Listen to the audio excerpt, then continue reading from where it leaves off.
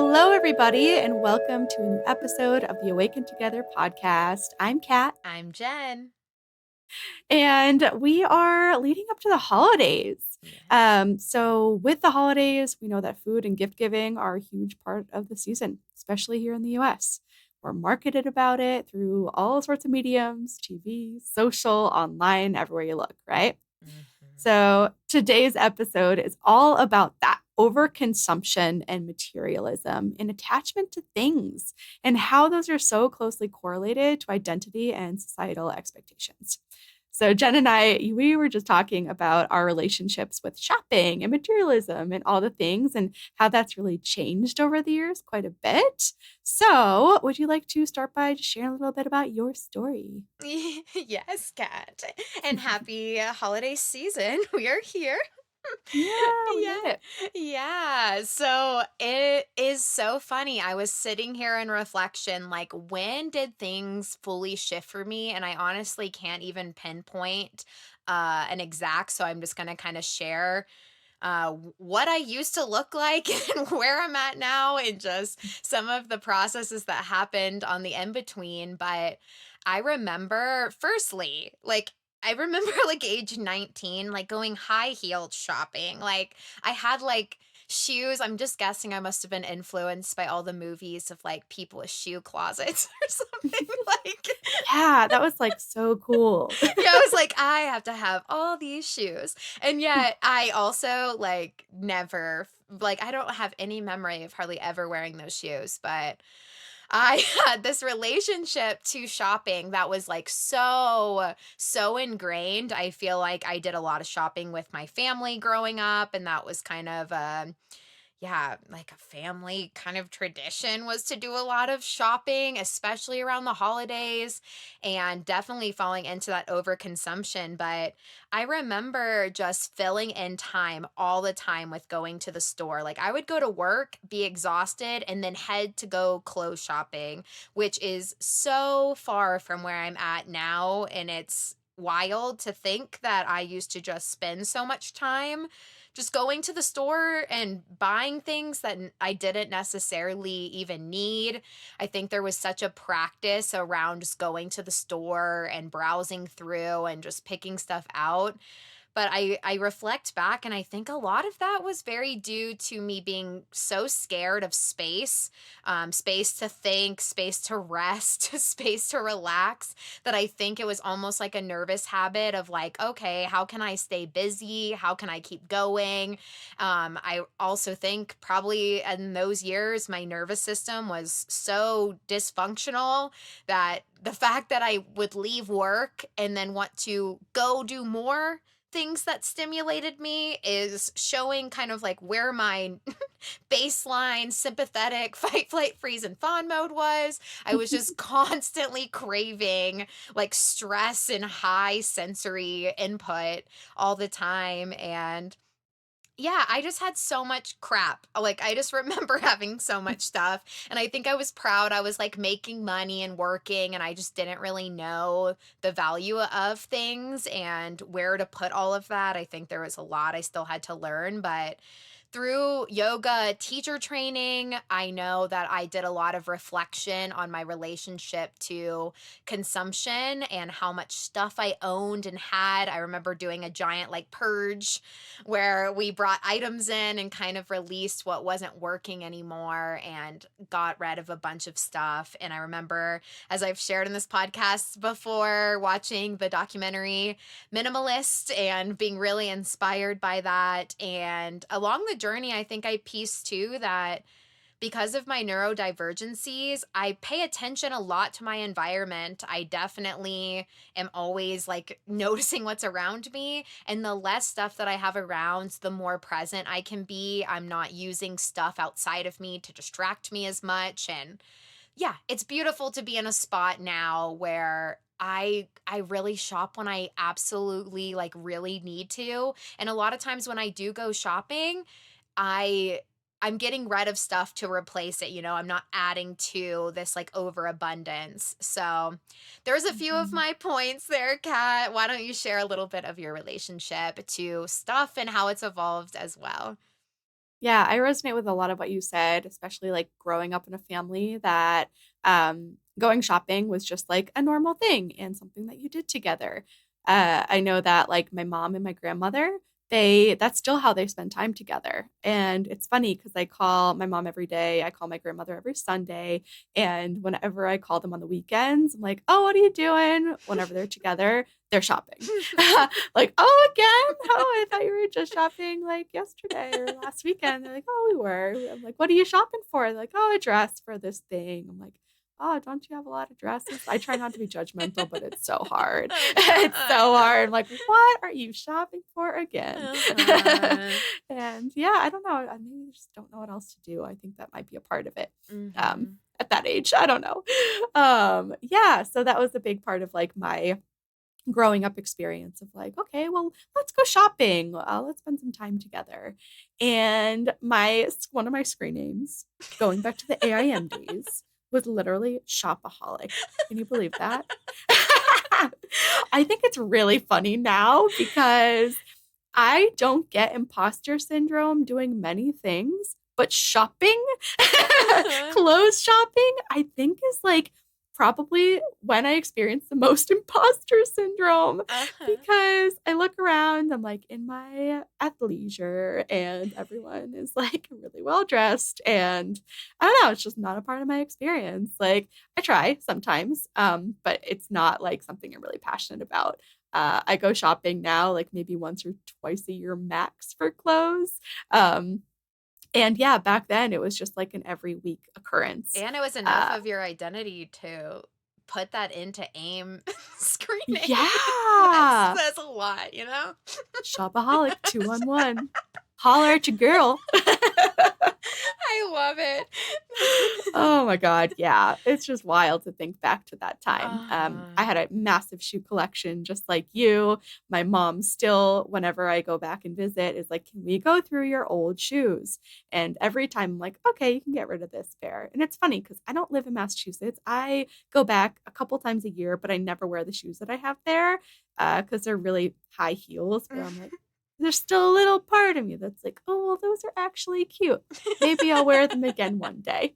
But I make myself every time I go back, like let go of at least one. Uh-huh. Love that. Love that. Yeah, yeah. And I used to be into makeup and just all like the quintessential girly girl things because that's the mold that I thought I had to fit into. Mhm. And I would get compliments, on my things. And so that filled this void in me that felt like I needed to uphold that and keep up with it, kind of like keeping up with the Joneses just to feel some sort of worth. Mhm. Yeah, I think that's a really good point that a lot of it is probably just a real lack of self-love and identity that's not tied into stuff that's so fleeting. I think when you start having a greater sense of self, you kind of see naturally the side effect of that is more of a release of this need to validate yourself through what others are perceiving about you, what others are thinking about you. I think there's so, as we said, we wanted this episode to be to kind of point to the identity that can come with stuff. And I think when you get over complimented about something, it's very easy for that to become an ego identity. And I think it's so easy to fall into that with stuff. And not that I believe that your clothes can be a sense of expression, a sense of self, but you really have to, I think, look at your just overall attachment to that because it's not something that is inherently always going to belong to you. And you have to know that the grip on that needs to be pretty loose, you know? Does that make sense? Yes, Yeah. it sure does. Yeah. And the word, the yama, is aparigraha, and this translates literally to non greed, non possessiveness, and non attachment. And yeah, it's one of the five yamas from Patanjali's Eight Limbs of Yoga. If y'all remember that episode where we talked about all the yamas and the niyamas. So the more that we can unattach ourselves from things, because at the end of the day, like, Jen, you were saying this before when we were chatting, but like if all of your things burned down in a fire one day, Mhm. who would you be? Mhm. Who would you be? Right? If you're so closely tied with your identity to your things, then what happens next? Kind of have Mhm. to rebuild and learn. Yeah, and I think that that is something I try to always check myself on is if I lost this item, could I find like a sense of peace even without it? I think that's the relationship you should have to the stuff around you. And yeah, I mean, coming from a girl who used to participate in Black Friday and go like insane and be right at the door ready to like bust some down. I told Kat, like, shamefully, I literally remember watching the security guard getting like trampled at the mall. And Mm. I was not a part of the trampling, but I was a bystander and I watched it happen. And like, just we were monsters. Like, it's actually crazy because it shows so much that that seed of capitalism and greed is so deep that we like forget our humanity. It's a super big reflection Yeah. to where we've gotten to as society. And I think part of my I used to have fun doing it, way less even about the stuff, but I thought it was just kind of like this very interesting social experience. But now, really knowing the intricacies of our system, I'm realizing like how much it reflects just us having such a poor order of priorities, and where Mhm. there's so many people that don't even have enough resources and some people that have just an overabundance, and that is so important to check and stay close to. But as you were saying, Kat, like, yeah, we could lose everything and all you have is your relationship to yourself. Nothing around you is fully guaranteed, but who you are on the inside, when you can become safe with that sense of identity that doesn't hinge on external, you're going to be safe no matter what. Like, that is where your ultimate value needs to be driven to improve, not so much what is necessarily around. And I've thought of this a lot. I've shared um my spiritual awakening really happening like hugely around when I had my DUI and I ended up in jail. And I remember for a moment when I was in jail having this sense of peace that I hadn't felt before.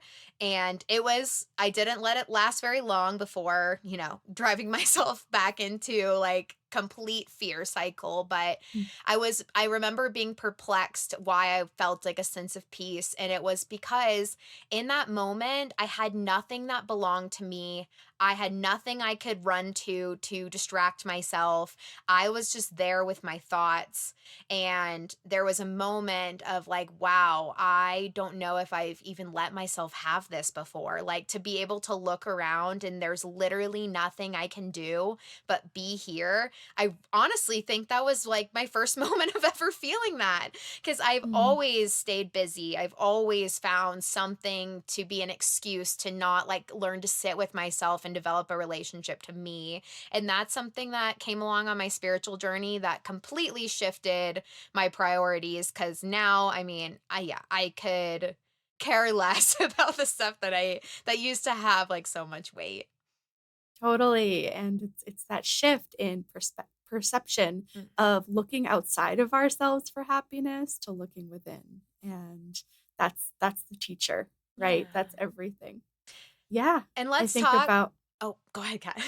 I think about, like, how, I do have some items that I really like that are important to me, but now whenever I lose an item like that or it breaks, I just tell myself like, "Oh, well, you know, it served me so well, and that was its time to say goodbye. Mm. And now we parted, and it makes space for something else that I'll love the same or even more to come my way." It's such a good perspective. And yeah, let's talk sentimental items because I think that came up a lot in yoga teacher training. I remember when we had this reflection on our relationship to things outside of us, a lot of people had loved ones that had passed away or old relationships where there was stuff that they were holding on to that just brought them so many memories. And we all really sat with that. Like, is there potential that some of these items, just even being in our presence, are putting us back into old loops of ourselves when we are meant to evolve and grow? And yet, these items are continuously bringing us to moments in the past. And we sat with that. I remember we had like a giant releasing ceremony of all of our stuff. And we had some huge cries as like a group in yoga teacher training. People remember one student in my class brought a rocking chair that had belonged to his grandpa, and there was just a lot of realizing that when you look at something and it flashes you back, it can seem so nice to have that, and I think there can be processing time where having that can help kind of teeter off from the grief that can come with loss. But you also have to reflect that if you have all these items that are holding this sentimental value, it also potentially could be driving you into past cycles and patterns. Yes, absolutely. That's like, it's not about the actual item itself, right? Mhm. It's about the meaning behind it. And I think that's what gets lost on so many people. Like I remember growing up, my best friend crying when she lost this ring that her grandmother gave her.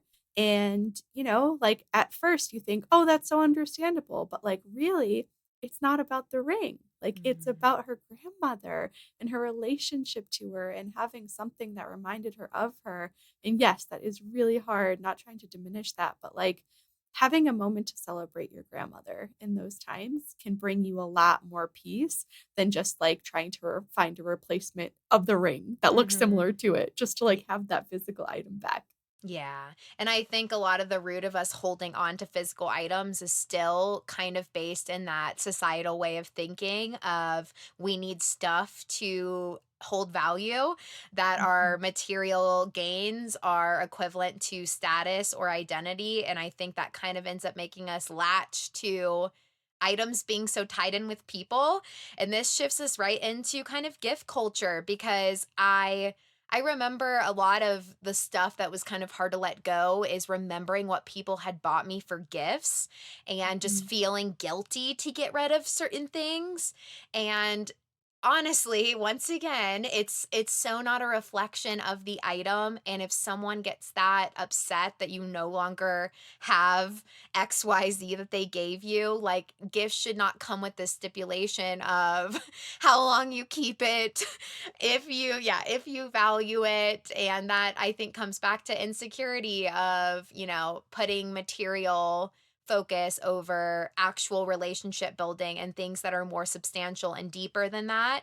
And I think with the giving culture, me and Kat both have gifts on the lowest of our love language. So sorry to the people listening that have gift giving really high.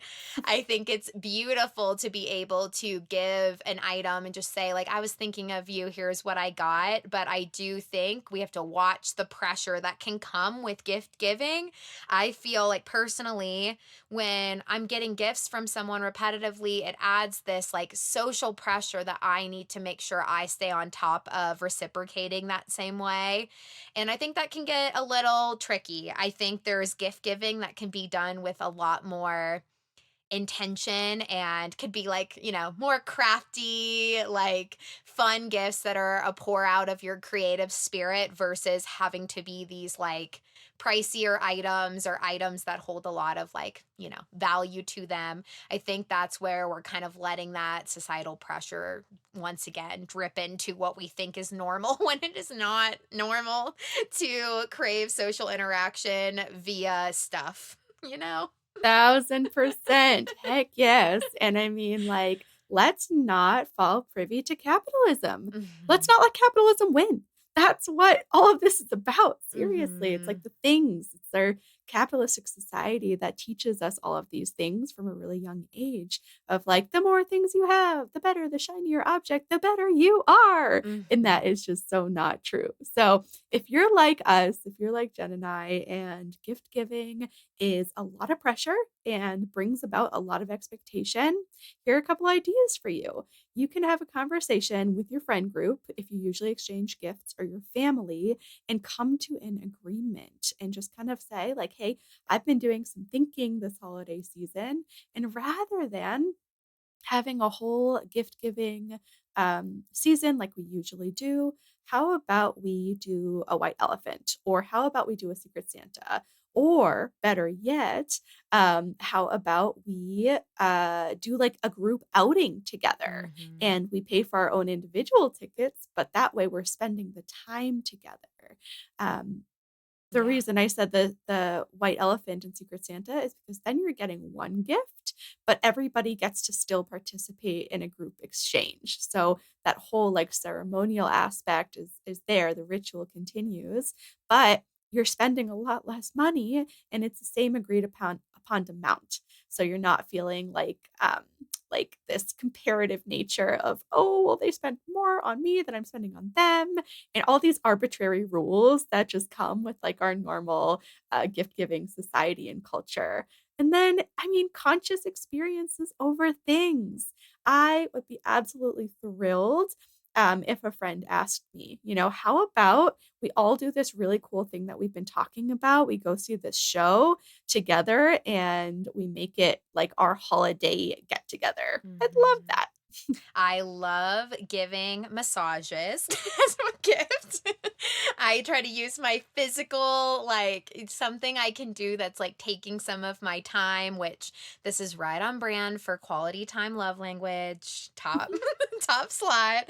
But I Yeah. like something that is like a service, something that helps you relax, like doing, yeah, like leading family yoga or like leading a sound bath, like doing something where I can kind of pass on this more sense of relaxation and healing versus having to add to this like overstimulated kind of mindset. And another big point is, first of all, yeah, what you said, Kat, like, oh my gosh, the anxiety I used to have making a list of like 30 people I needed to get gifts for, coming up with an idea for each of them, and just stressing myself out, knowing that I was going to get gifts from those people and I wanted to make sure I was being kind and reciprocating. It was just all too much on a already kind of like overstimulating time of the year. And I think we also need to keep in mind that our planet is suffering now. We know Mhm. that this overconsumption, this like fast fashion, we are putting a lot of resources into constantly producing items. And we really need to tone that back, not just for our own mental well being and less stress to save our mind and body connection, but also our planet needs a break. Like, we are pumping out stuff. They've shown that the clothing industry uses so much water. There is just so much resources that are being wasted by this overproduction. So even like just watching it from that standpoint, not just a mental health standpoint, but knowing that we've got to get more conscious on stuff like that. It is time, it is needed, and we got to change what is considered normal for our society, especially around the holidays. Seriously, it's like if there weren't enough reasons, that is a massive one right there. So, like leaning into thrifting gifts, like Mhm. reusing things. Let's bust the shame around that. Like that is cool. Items Mhm. have more of a history, more of a story, and that gives them more character. And people always love a story behind something too. I so agree. We wanted to cover a few other things about overconsumption. So, the other like biggie around the holidays, what if we can cut down on some of that need to overly give, overly receive? We also want to look at our overconsumption on food.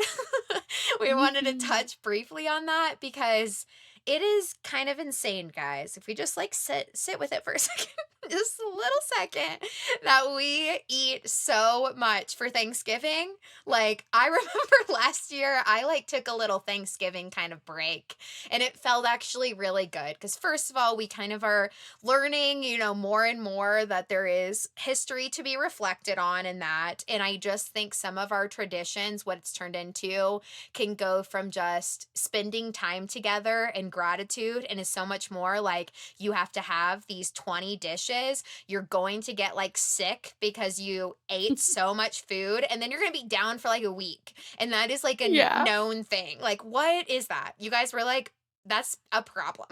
Like, it's a problem. Seriously, we just gorge ourselves, and that's like, oh, it's the I used to eat holidays. like 6 biscuits. Like, Yeah, and it's like, I know people who will not eat for like a day or two leading up to Thanksgiving just to quote unquote make room. Like, no, that's not how it works. You're actually shrinking your stomach, first of all, by decreasing your appetite and starving yourself. Oh. And then you're just gorging yourself, and your tummy's going to hurt really bad. And you're probably Mhm. going to have some indigestion Yeah, and some everyone just, like, heartburn. lays around and doesn't look good for, like, a while. No. It's And then like you'll be on the toilet the whole next day, and nobody wants that. Let's be real.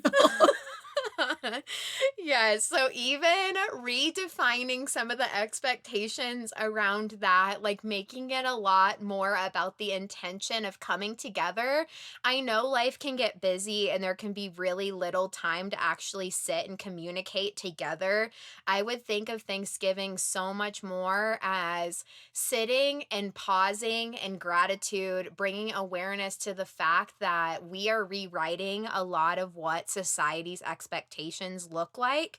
And this can be a moment of like deep reflection and deeper communication, actually carving out the time to make it happen, since a lot of us get like holiday around that. Um, and yeah, redefining what it means, because I think it's really time to do that. I totally agree. And hey, like I'm a foodie too. I love eating.